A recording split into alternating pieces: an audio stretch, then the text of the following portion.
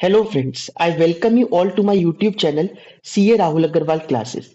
Friends, आज की class में हम लोग अकाउंटिंग स्टैंडर्ड 4 पढ़ेंगे, contingencies and events occurring after the balance sheet date. तो आइए चलते AS 4 पर। देखिए, सबसे पहला वर्ड इसमें आया कंटिजेंसी। कंटिजेंसी होती क्या है? कंटिजेंसी वो एक सिचुएशन या कंडीशन है जिसका आउटकम क्या होगा वो हमारे को बाद में पता चलेगा। मतलब बैलेंस शीट डेट पर कोई ऐसी कंडीशन होना जिसका आउटकम अभी हमारे पास नहीं है, उसके लिए आगे के लिए वेट करना पड़ेगा। क्या एग्जाम्पल हो सकते हैं? यहां पर आप देखिए, आपको अडानी एंटरप्राइजेस की एनुअल रिपोर्ट दिखा रहा हूं मैं। उसमें उन्होंने कंटिजेंसी लिख रखी है। कुछ उनको शो कॉज नोटिस मिले हुए हैं अलग अलग एक्ट में। ठीक है, फेमा एक्ट में मिला हुआ है, कस्टम्स एक्ट में मिला हुआ है, इनकम टैक्स एक्ट में। ये क्या होते हैं? शो कॉज नोटिस का मतलब होता है कारण बताओ कि आपके अगेंस्ट पेनल्टी क्यों ना लगाई जाए, आपके अगेंस्ट कार्रवाई क्यों ना की जाए। अब ये इनके लिए कंटिजेंसी है। 31 मार्च से पहले इनको मिला हुआ है, लेकिन इसका आउटकम क्या होगा अभी अपना रिप्लाई लिख कर देंगे। तो उसके बाद वो जो भी अथॉरिटीज हैं वो उसको कैसे लेती हैं, उसको कंसीडर करती है या नहीं करती, या फिर पेनल्टी लगा देती है, ये सब इसका आउटकम बाद में पता चलेगा। एक और एग्जांपल लेते हैं। हम एक ट्रेवल एजेंट है, अगर हमने किसी कस्टमर के लिए पूरा हॉलीडे पैकेज बनाकर दिया, ठीक है, वो होटल में जाकर रुका, रात को सो रहा था और पंखा गिर गया उसके ऊपर, उसको इंजरी हो गई। उसने हमारे अगेंस्ट केस कर दिया कि इन्होंने ऐसा होटल करा कर दिया और मेरी इंजरी हो गई, तो 4 लाख की कंपनसेशन दो उसको। उसने केस कर रखा है। अब कोर्ट में हम अपनी दलील देंगे, वो अपनी दलील देगा, ये चलता रहेगा। ठीक है। तो अभी तो 31 मार्च से पहले केस तो कर दिया, लेकिन इसका आउटकम क्या होने वाला है ये हमारे पास अवेलेबल नहीं है। ये क्या कहलाएगी? कंटिजेंसी। समझ में आई बात? तो ये सब कंटिजेंसी होती है। आइए AS 4 में एक बार डेफिनेशन देख लेते हैं क्या होती है। Contingency is a condition or situation existing at the balance sheet date. Balance sheet date पर कंडीशन या सिचुएशन ऐसी है जिसका outcome, the ultimate outcome of which gain or loss, gain होगा या लॉस होगा या कुछ भी नहीं होगा। ठीक है, मतलब जैसे कि अगर हमारे अगेंस्ट कोई केस कर रखा है कि हमें 4 लाख रुपए दो और हम जीत गए, तो हमें नहीं देने पड़ेंगे कुछ भी। will be known or determined only on the occurrence or non-occurrence of one or more uncertain future events। तो वो अनसर्टेन फ्यूचर इवेंट्स पर डिपेंड करता है कि इसका आउटकम क्या होने वाला है। समझ में आई बात? हमें करना क्या होता है, हमें 31 मार्च पर जितनी कंडीशंस या सिचुएशन ऐसी है जो कंटिजेंसी है, इसके एक एस्टिमेट बनाने पड़ते हैं। कब तक के? देखिए, 31 मार्च के बाद ऐसा तो है नहीं 31 मार्च को रात को ही बैलेंस शीट बनकर तैयार हो जाएगी और अप्रूव कर देंगे बोर्ड। ऐसा नहीं होता। बाद में 31 मार्च तक तो आप काम ही कर रहे हो, बिजनेस ही कर रहे हो। उसके बाद कुछ टाइम बाद बैलेंस शीट वगैरह तैयार होती है, बाद में फिर उसको बोर्ड अप्रूव करता है, ऑडिट वगैरह होता है। तो जब तक बोर्ड अप्रूव करेगा बैलेंस शीट को, और 31 मार्च से लेकर उस तारीख तक जब आपके बोर्ड ने, अब अगर कंपनी नहीं है कोई और अप्रूविंग अथॉरिटी है, तो वो जो भी अप्रूव कर रही है अथॉरिटी, जब तक उसको उसने साइन करे उस बैलेंस शीट पे, उस बीच में कोई ऐसी चीज हुई जिससे उसके आउटकम के बारे में आपको कोई सर्टेनिटी लगी। ठीक है, आपको कुछ ऐसा लगा कि नहीं, हमें लगता है कि अब ये लॉस ही होगा क्योंकि हम ये केस लगभग हार चुके हैं, तो फिर हमें क्या करना है, इसके लिए एक प्रोविजन बनाना है। समझ में आई बात? तो कहने का मतलब हमारे को क्या करना पड़ेगा, उस दौरान जब तक हमारी बैलेंस शीट अप्रूव हो रही है, उस दौरान हमारे पास क्या क्या सबूत और इकट्ठे हुए उस केस से रिलेटेड, वो देखना है। देखिए, बाद में चीज कंडीशन ही बाद में हो रही है, केस ही उसने 31 मार्च के बाद करा। अगर क्वेश्चन ये आ जाए कि उसने केस करा किसी कस्टमर ने हमारे अगेंस्ट 5 अप्रैल को, तो फिर वो existing at the balance sheet date नहीं हुई ना। हम AS 4 में क्या डेफिनेशन पढ़ रहे हैं? Existing at the balance sheet date, इसलिए मैंने इसको अलग कलर से हाईलाइट किया हुआ है। बैलेंस शीट डेट पर वो एग्जिस्ट करनी चाहिए। ठीक है, बाद में हो रही है तब नहीं। हाँ, उससे रिलेटेड जो एविडेंस है वो हम बाद में देखेंगे कि अब हमारे पास कुछ ऐसी चीज आई क्या जिससे कि और पुख्ता हुआ वो जो हमारा केस था। ठीक है, अब उसके लिए क्या कर सकते हैं हम? एविडेंसेस इकट्ठे कर सकते हैं। मैनेजमेंट की जजमेंट होती है, मैनेजमेंट को क्या लगता है, ठीक है, उनकी क्या रैशनल थिंकिंग है, इस केस में क्या होना चाहिए। और इसके अलावा कई बार क्या है, हम किसी प्रोफेशनल की एडवाइस भी लेते हैं। जैसे हमारे अगेंस्ट जीएसटी वालों ने कह दिया, हम एक सेल करते थे प्रॉपर, तो उसमें ना कोई बाय प्रोडक्ट निकलता था, वो हम उसको ऐसे ही बेच देते थे किसी को भी। लेकिन जीएसटी वालों ने कहा नहीं, ये जो आप बाय प्रोडक्ट बेच रहे हो ये भी जीएसटी अट्रैक्ट करता है, इस पर आप जीएसटी कलेक्ट नहीं कर रहे, तो आपकी इतनी पेनल्टी और इतना जीएसटी का ये सब कुछ हमारे को उन्होंने नोटिस थमा दिया, ये डिमांड उन्होंने कर दी। अब हमने लेकिन किसी सीए से एडवाइस ली और उसने बताया कि नहीं, ये इसमें जीएसटी एप्लीकेबल नहीं होता, जो चीज ये आप जो आप बाय प्रोडक्ट बेच रहे हो। ठीक है, तो उस बेसिस पर हमें ये लगा कि नहीं, हम ये केस जीत सकते हैं क्योंकि सॉलिड प्रूफ है हमारे पास, जस्टिफिकेशंस हैं। समझ में आई बात आप लोगों को? तो ये सारी चीजें हमारे को इकट्ठी करनी होती है। देखिए सेकंड पैराग्राफ में फिर आपको समझ में आएगा, estimates of the outcome and financial effect of contingencies. ठीक है, उसका क्या इफेक्ट होगा कंटिजेंसीज का, are determined by the judgement of the management, management की जजमेंट पर डिपेंड करता है।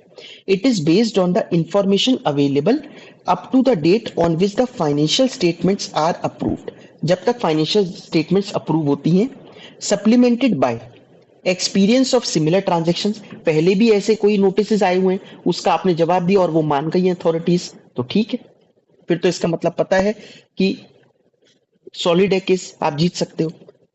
ठीक है, and report from independent experts if required, अगर आपको किसी प्रोफेशनल से रिपोर्ट वगैरह भी लेनी है, जैसे मैंने कहा आपको कभी लीगल एडवाइस लेनी है या सीए से एडवाइस लेनी है, तो वो भी ली जाती है ऐसे केसेस में। तो होता क्या है, ये सब लेने के बाद अब अकाउंटिंग ट्रीटमेंट क्या होगा कंटिजेंसीज का। तो सबसे पहले बात करते हैं कंटिजेंट लॉसेस का। Situation 1, provided for by a charge in the statement of P and L. तो क्या कंडीशन है, कब हम इसको पी एंड एल में एक प्रोविजन बनाएंगे, प्रोबेबल दैट, ये प्रोबेबिलिटी हो गई कि future events will confirm that after taking into account any related probable recovery, अगर कुछ रिकवरी वगैरह होनी है वो नेट ऑफ करके, an asset has been impaired, हमारा कोई असेट इम्पेयर हो गया है, या liability has been incurred at the balance sheet date, या लग रहा नहीं लाइबिलिटी तो है, दिक्कत तो है, हम ये केस नहीं जीत पाएंगे, तो बेटर है इसका प्रोविजन ही बना लेना चाहिए। समझ में आई बात? तब हमें क्या करना पड़ेगा, उसके लिए प्रोविजन बनाना पड़ेगा। कंजर्वेटिज्म भी तो कहता है provide for all the anticipated losses, बस इस एएस ने ये कह दिया कि 31 मार्च ही नहीं, जब तक अप्रूव हो रही है आपकी बैलेंस शीट तब तक देख लो, कुछ 2-4 महीने और बढ़ा दिए बस उसने। ठीक है, वरना हमें कंजर्वेटिज्म में ये करते ही थे। एंड दूसरी कंडीशन क्या है, कहता है reasonable estimate of the amount of the resulting loss can be made, हम उस रिजल्टिंग लॉस का एस्टिमेट भी बना सकते हैं कि इतने अमाउंट का लॉस होगा। ठीक है, और हमें लगता है कि होगा, ये दोनों चीजें, हमें लग रहा है कि नहीं नुकसान तो होगा और अमाउंट भी पता है कितना होगा लगभग, तो फिर आप एक प्रोविजन बना लो। समझ में आई बात?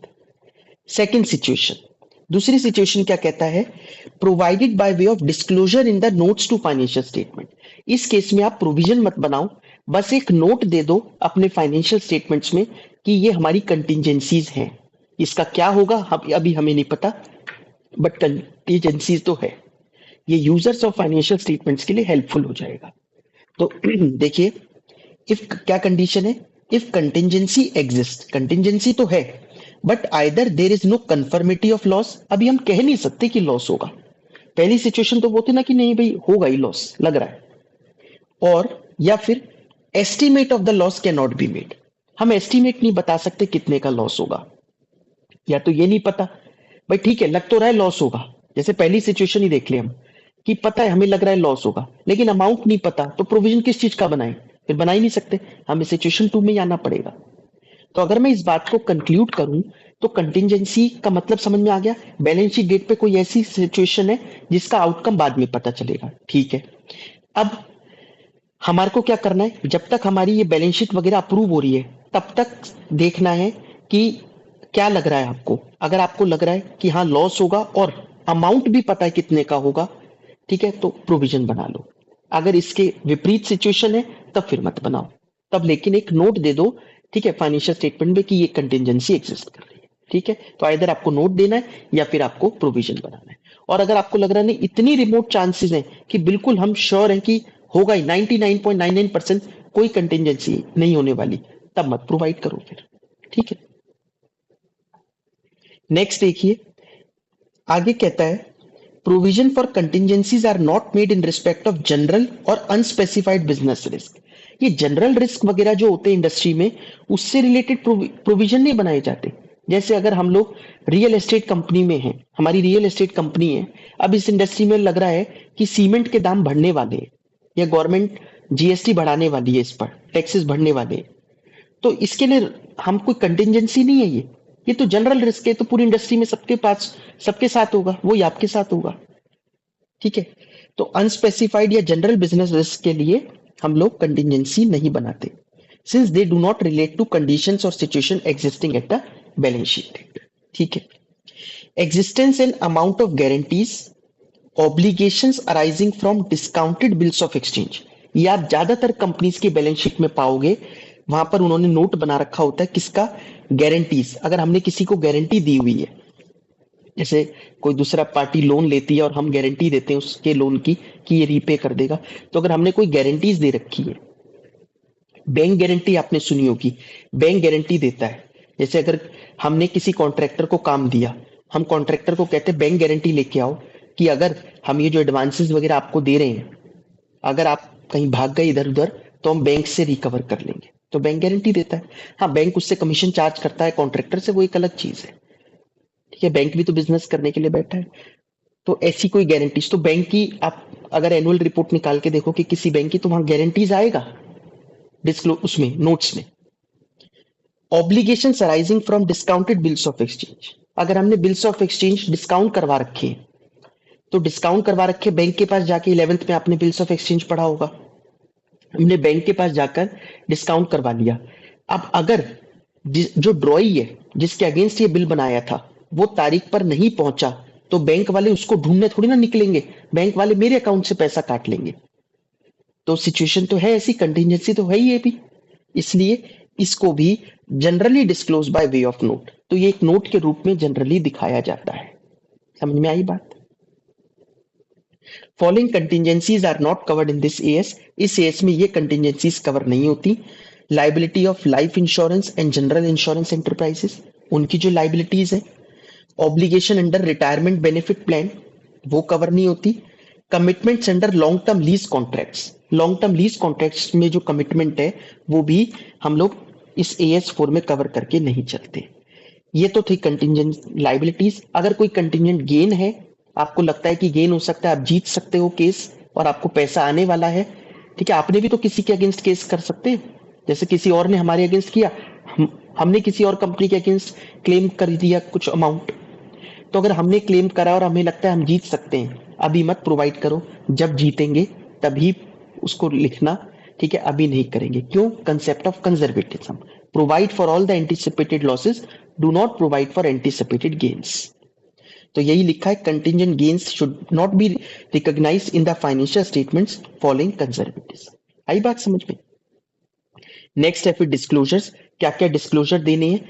एक तो कंटिजेंसी का नेचर बताना है, क्या कंटिजेंसी है, मतलब क्या है, किसी ने केस कर रखा है या कोई शो कॉज नोटिस आया हुआ है, क्या है वो कंटिजेंसी।